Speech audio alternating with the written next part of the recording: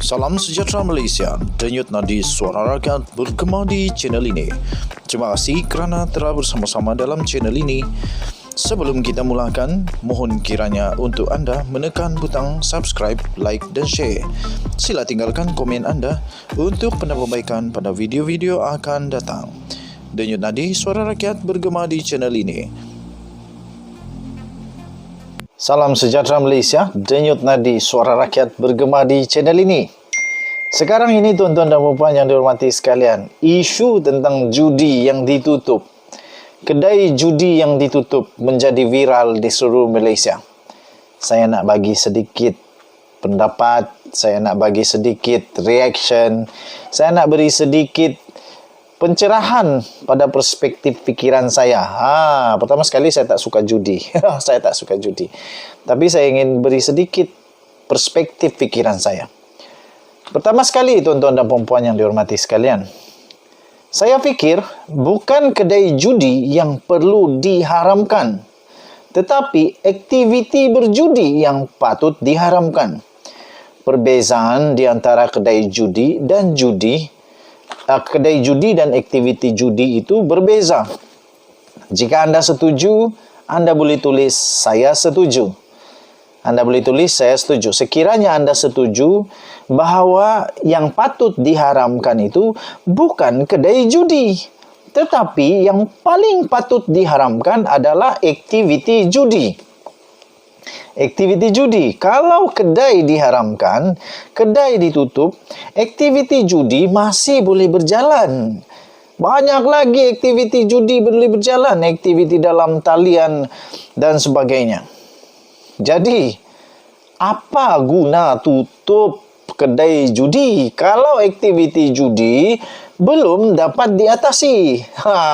Nombor satu. Nombor dua, kedai judi ditutup, yang pergi membeli judi, saya fikir bukan umat Islam. Kerana judi itu haram di sisi agama Islam. Begitu juga agama yang lain, sama saja. Mana-mana agama pun, yang saya tahu, yang saya tak tahu, saya tak tahulah. Yang saya tahu saja, yang saya tahu, judi itu tetap haram.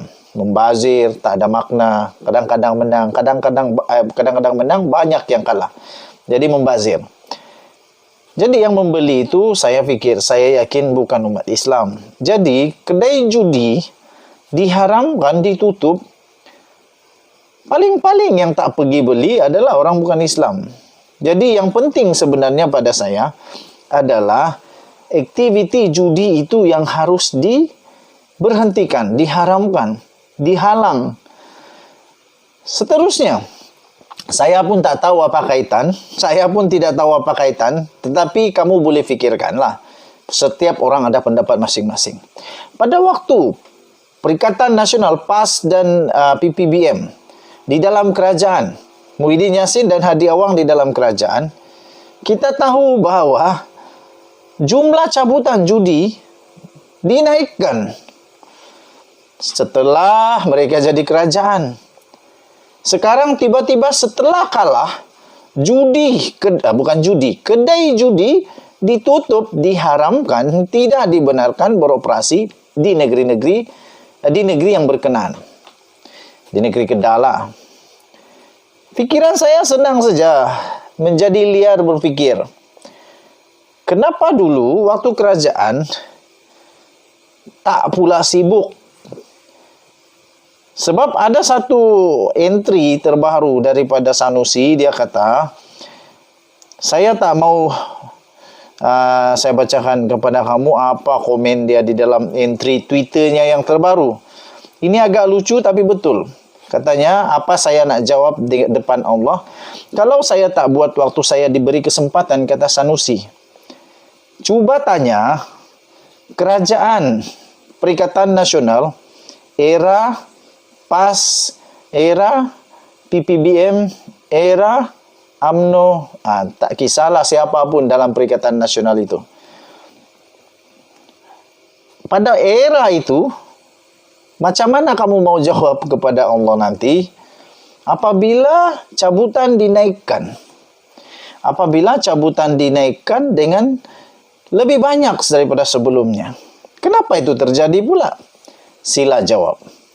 Setelah kalah, terkantoi, didapati bahawa kenaikan cabutan itu tiba-tiba meningkat. Sekarang tiba-tiba saja tutup pula kedai judi. Kedai judi ditutup, tetapi bukan aktiviti judi ditutup. Sepatutnya aktiviti judi yang diharamkan pada pendapat saya. Aktiviti judi yang diharamkan. Kedai judi boleh ditutup, tidak masalah. Tapi itulah saya kata, yang membeli itu saya percaya bukan orang Melayu Islam.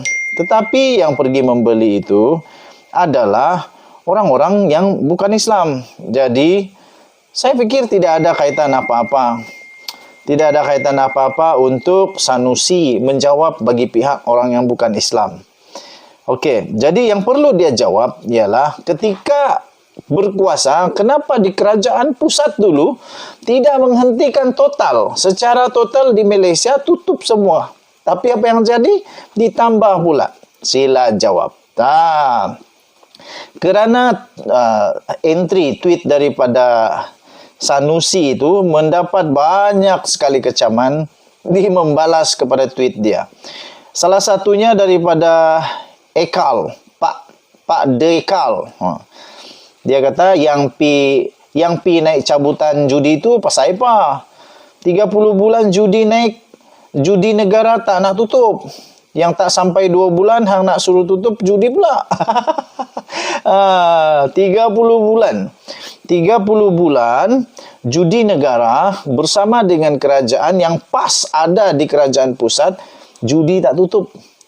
Loh, ni mereka nak supaya kerajaan Datuk Seri Anwar Ibrahim, kerajaan agung ini, kerajaan perpaduan ini, yang baru 2 bulan ini, tutup semua judi.